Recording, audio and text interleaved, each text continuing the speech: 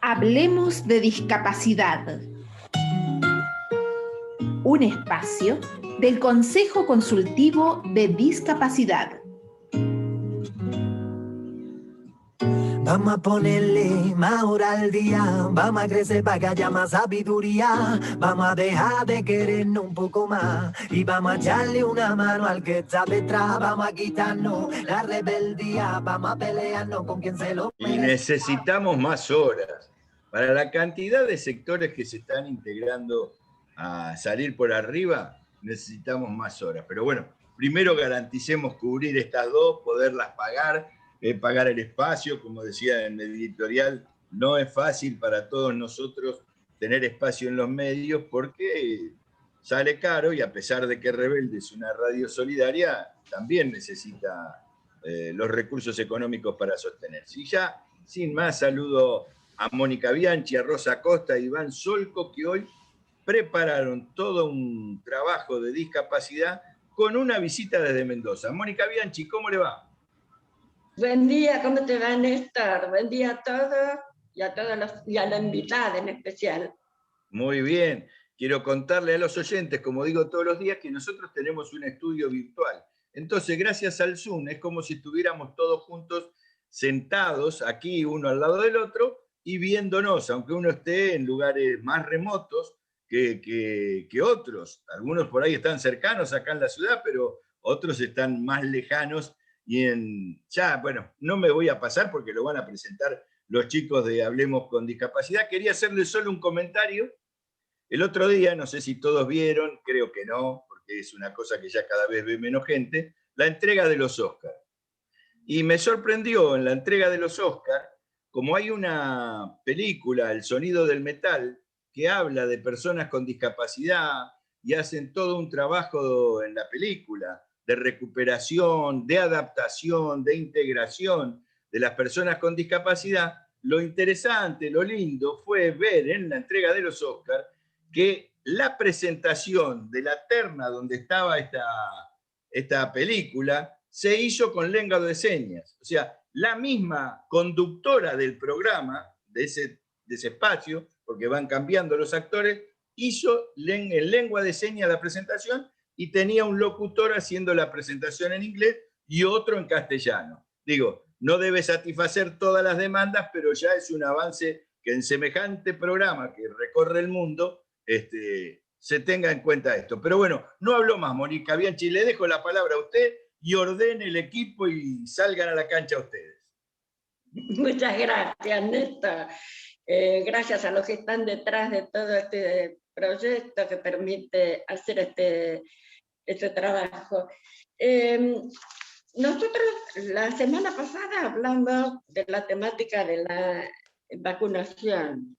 Decíamos que no todas las personas con discapacidad, solamente por tener el CUD, eran personas vulnerables y por lo tanto debían tener prioridad en la vacunación. Y saben, hay que reconocer, una amiga, exactamente Paula Maciel, una gran amiga, persona con discapacidad profesional, me hizo una salvedad, me dice, es cierto lo que vas a decir, Manu, pero en realidad habría que tener en cuenta determinados factores que son ambientales o por ahí que acompañan el tema de discapacidad. Y me puso un ejemplo claro. Las personas con discapacidad visual, si bien son personas sanas y no tienen ningún inconveniente, y sin embargo me dice, ellos se pasan todo el tiempo apoyando las manos en todas las superficies para poder mantener el equilibrio y para poder moverse, digamos, dentro de un ambiente. No lo habíamos tenido en cuenta. Pero por otro lado, quiero contarles también, hablaba de que deben tenerse en cuenta, hicimos una campaña, las personas con discapacidad son una población vulnerable que merece tener prioridad en la temática de la vacunación. Sin embargo, también me escribe Marisa, justamente al igual que esta Itumelia, amiga de allá de Misiones, Marisa también es de Misiones, es de Posada.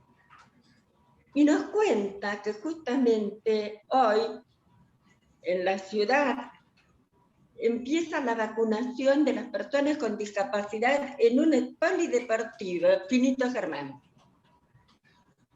Y sin embargo me dice que lo raro son dos cosas. En primer lugar, es que todos los que se anotaron fueron llamados, tienen que estar en el polideportivo entre las 8 y las 16 con el certificado de discapacidad en la mano, con el CUD, que llamamos, Certificado Único de Discapacidad, excepto las personas con síndrome de Down. La pregunta que nos hacemos es ¿por qué? ¿Por qué justamente? Porque se ven. Porque una persona ciega, una persona en silla de ruedas, ¿por qué no tiene que llevarlo una persona con síndrome de Down? Eso en primer lugar. Y en segundo lugar, ella me plantea su propio caso. Ella vive lejos del polideportivo. Para poder llegar, teniendo una discapacidad motriz en silla de ruedas, tiene que tomar 2 colectivos. Y en la ciudad de Posadas, los colectivos no son adaptados, los que ellos los llaman colectivos gusanos, que son los que bajan las rampas y pueden subir la silla de ruedas. Eso se contrapone también con que no todas las personas pueden subir a los colectivos, tienen un número determinado, a partir de tantas personas no suben. Entonces, la pregunta es, ¿no deberíamos, como me dice Paula, consultar a nivel social, a nivel educativo, a nivel ambiental, consultar a las personas con discapacidad y a los profesionales que realmente saben? Porque es evidente que aún en el tema de la vacunación hace falta algo primordial, que es de aplicación de la convención, los ajustes razonables, para que todos puedan alcanzar, en este caso la vacunación. Ajustes razonables. ¿Es tan difícil, Iván, entender esto? Buen día, compañeras, buen día, equipo. Hacés punto en algo primordial, pero antes de abordar los ajustes razonables, cabe aclarar que muchos sectores que no son de la discapacidad, con el afán de integrar sin consultar, terminan discriminando y generando un perjuicio superior. Por eso es importante hacer una salvedad y aclarar qué son los ajustes razonables. Y cuando haces referencia a los ajustes razonables, por definición, son las modificaciones y adaptaciones necesarias y adecuadas que no configuran una carga desproporcionada, cuando se requieren en un caso particular, para garantizar a las personas con discapacidad el goce de sus derechos, por supuesto en igualdad de condiciones con los demás. El Manual de las Buenas Prácticas en Discapacidad del Ministerio de Modernización profundiza este concepto relacionándolo estrechamente con la igualdad de oportunidades. Es un manual que, a mi modo de interpretar la evolución en materia de integración, debieran conocer todos los organismos estatales y empleadores del sector privado, por sobre todas las cosas.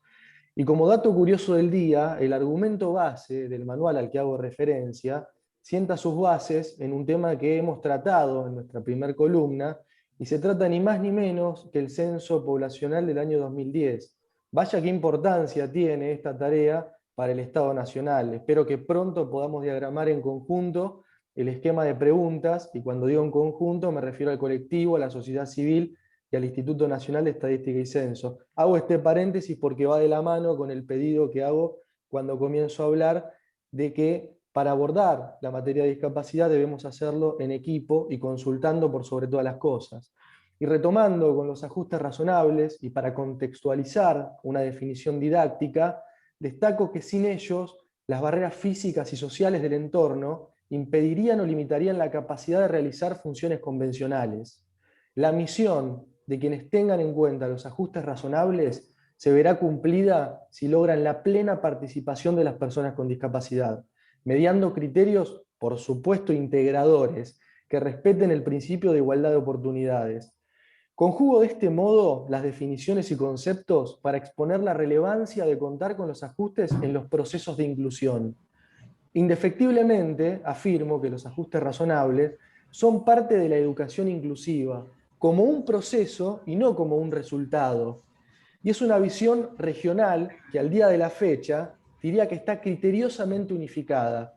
Y esto se puede observar, por ejemplo, en los lineamientos para un sistema educativo inclusivo que aplica el Paraguay, o por los lineamientos para la inclusión de estudiantes en situación de discapacidad desarrollados por la Universidad Alberto Hurtado de Chile.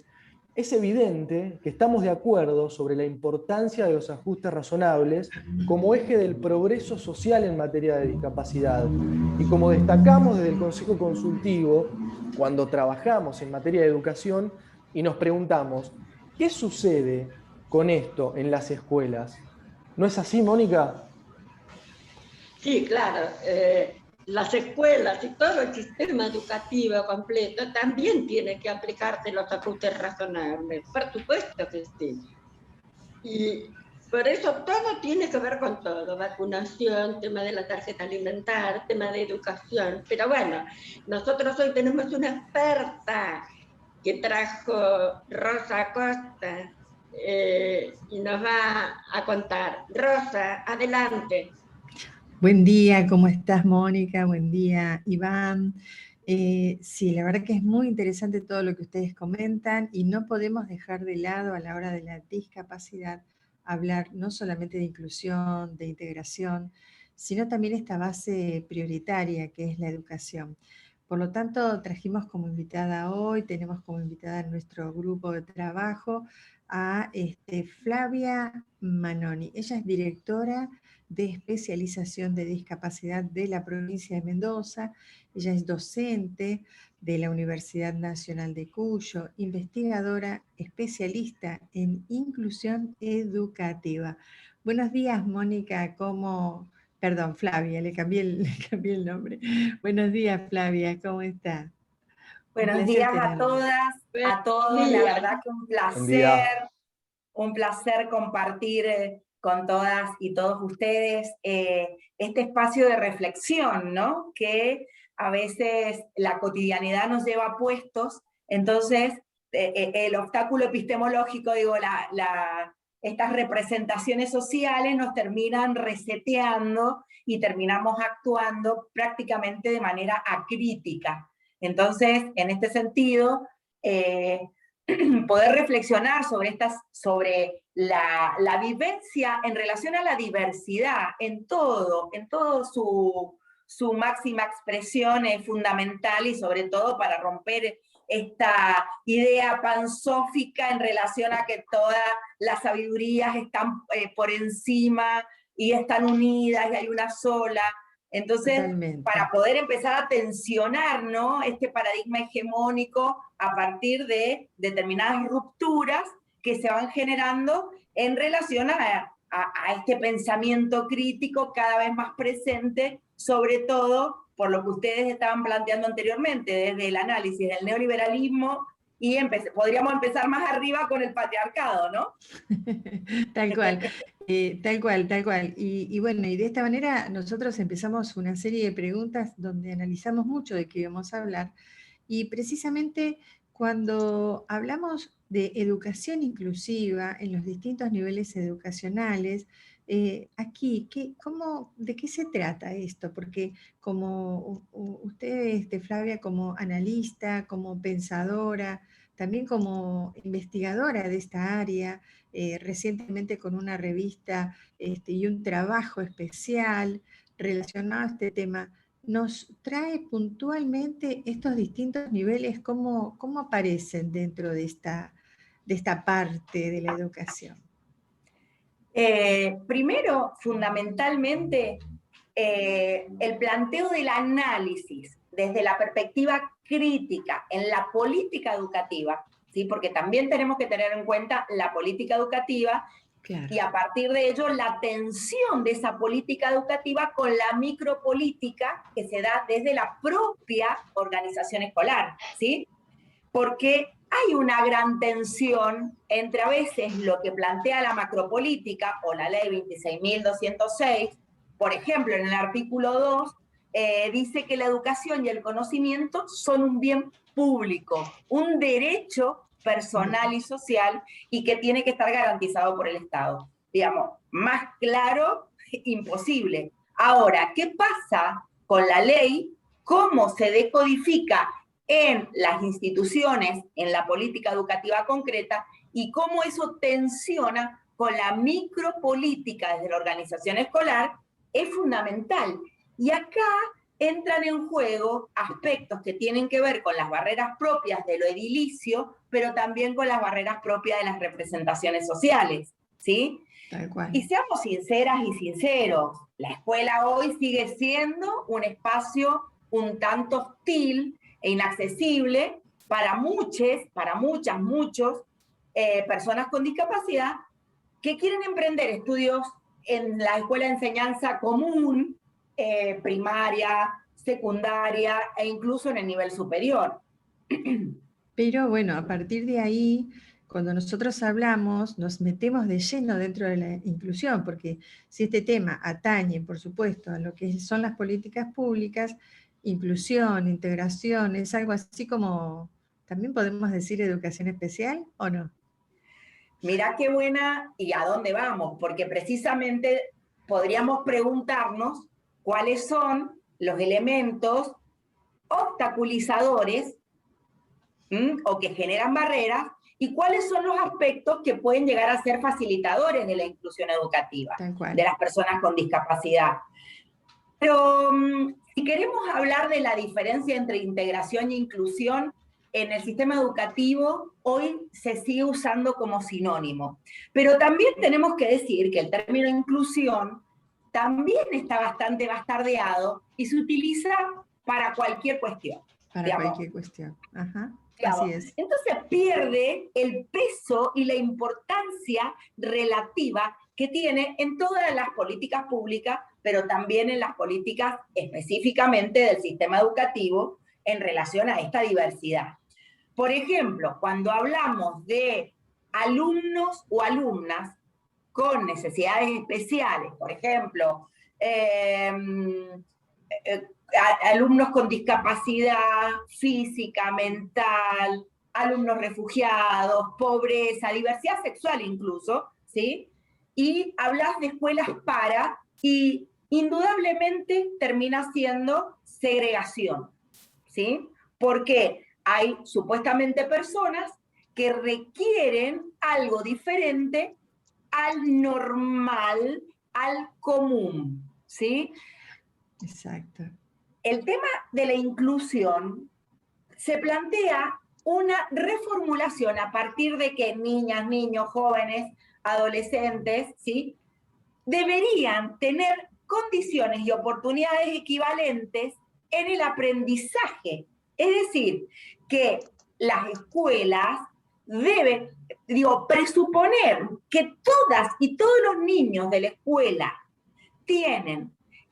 aprenden de la misma manera, y la verdad que ya partimos de un error garrafal, ¿sí? Y no estamos pensando solamente en relación a niñas y niños con discapacidad, porque, por ejemplo, con la discapacidad motriz, ¿cuál sería la diferencia?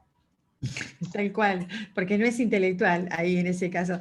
Y sabemos que, como decimos siempre, el tiempo es tirano, Flavia, y quiero preguntarte, mi última pregunta del día, con respecto a la provincia de Mendoza, que sos oriunda de allí y estás allí, ¿qué entes adhieren o articulan para visibilizar esto de la educación inclusiva?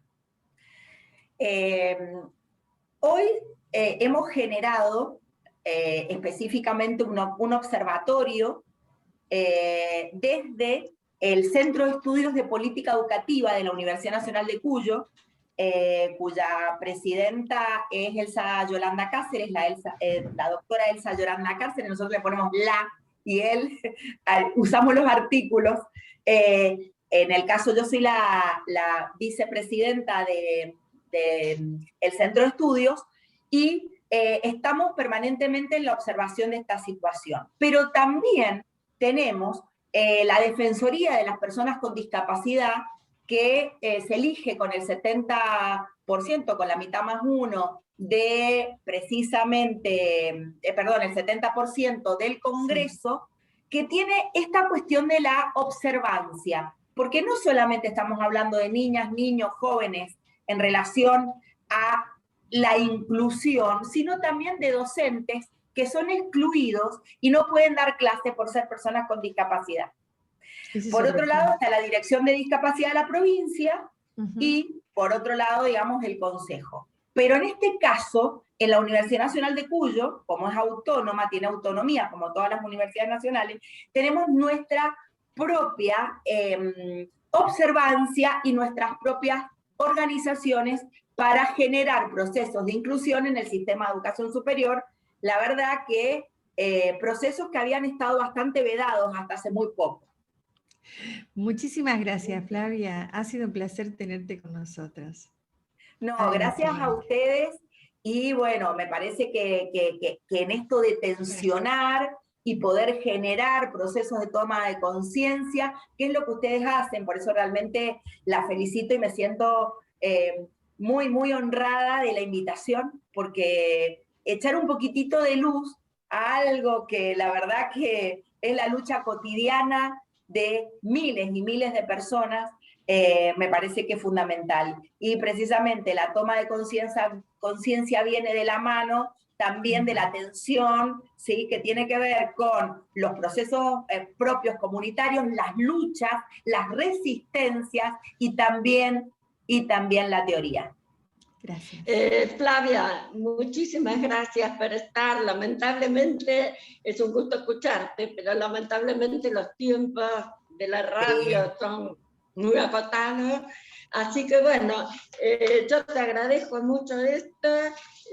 Me despido de los oyentes, te despido a vos y sin duda que vamos a volver a invitarte a la columna porque es muy interesante lo que nos está pasando. Así que bueno, de mi parte fue un gusto y los esperamos, ya saben, el martes que viene. Muchísimas gracias. Los esperamos el martes que viene. Escribinos en salimospoarribadiscapacidad@gmail.com o llamanos durante el programa al 11 5 595 63 67. Hasta la próxima, compañeros. Y la verdad que antes de que se vayan los quiero saludar. La verdad es un trabajo muy, muy interesante para meter en 20 minutos una entrevista y toda la información que ustedes vuelcan. Ojalá pudiéramos ampliar, pero yo creo que hemos ganado esta media horita entre todos, ocupándola. Y bueno, como ustedes saben, en Salir por Arriba tenemos pueblos originarios, tenemos distintos sectores que no tienen habitualmente espacio en los medios. Y otra cosa que no tienen, y quiero destacar, es que la mayoría de las veces es el periodista o el conductor del programa el que va llevando adelante desde su propio interés, por vender más o por lo que sea, el tema. Y a mí lo que me pone muy contento, como coordinador de Salir por Arriba, es que cada uno va haciendo su experiencia y volcando sus palabras y buscando a los entrevistados en los lugares que sean. Por eso también me pone contento que Flavia haya hablado, Flavia Manoni, desde Mendoza, como antes lo hizo la compañera de Misiones. Digo, estamos todos construyendo un nuevo modelo comunicacional que ojalá podamos mantener en el aire y no perdamos estos tiempos que vamos ganando. Así que gracias a todos.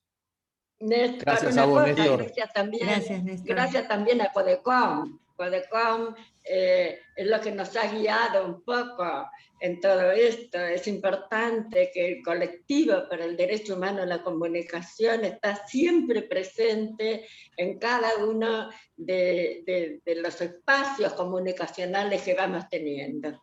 Sí, porque Así como que- decía Flavia hace un ratito, hay que tener teoría, y nosotros la tenemos, pero también hay que convertirla en práctica. Entonces, cuando peleamos por el derecho humano a la comunicación, también tenemos que convertirlo en una práctica que no puede ser una práctica excluyente, sino inclusiva. Bueno, será hasta la semana que viene, Hablemos con Gracias. Discapacidad. Un abrazo, Hasta Néstor, la semana gracias. que viene. Hasta la Adiós, próxima. adiós. Chao, un Adiós, abrazo adiós. a todos. Bueno,